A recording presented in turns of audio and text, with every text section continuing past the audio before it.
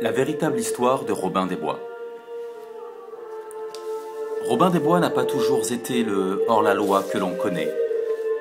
À dire vrai, il fut une époque où il était tout le contraire.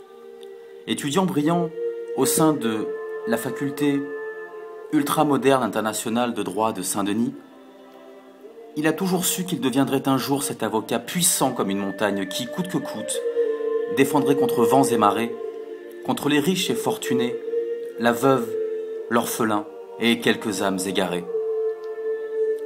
Le diplôme en poche et conscient de la clientèle financièrement fragile qui allait être la sienne, Robin décida de suivre un séminaire renforcé qui décidément allait s'avérer salvateur.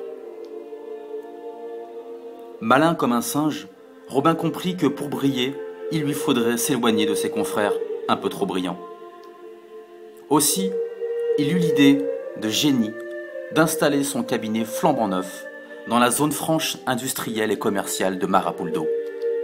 C'est sûr, son affaire allait cartonner. Sa première cliente ne se fit d'ailleurs pas attendre. Aussi belle que démunie, le sourire de l'innocente Marianne transperça telle une flèche le cœur amoureux de Robin. Aussi, il mit tout son talent à obtenir ce pourquoi la belle l'avait sollicité, le divorce pour faute à l'encontre de son époux, dont elle soupçonnait l'infidélité. Le jugement rendu en l'an de grâce 1498 résonne encore dans la tête du jeune avocat. Attendu que M. X tourne des films du même nom et qu'il semble confondre communauté de biens avec communauté de personnes, condamne. Grisé par la victoire et encouragé par Dame Marianne, Robin quitta son cabinet des hauts pour se rapprocher des plages du bas. Mais, au contact de ses nouveaux amis, il perdit rapidement de vue les valeurs qui, autrefois, étaient les siennes. Il lui fallut près de 2 ans pour en prendre conscience, si bien que, rongé par les remords et par la syphilis, il jugea préférable de retourner dans les hauts.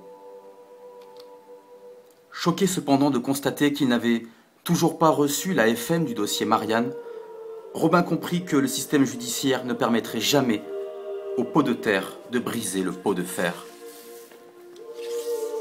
Cependant, toujours déterminé à venir en aide aux faibles et aux opprimés, il rassembla les derniers souvenirs du juriste qui ne serait bientôt plus, et soudain, l'article 122-7 du Code pénal lui frappa comme en pleine poitrine.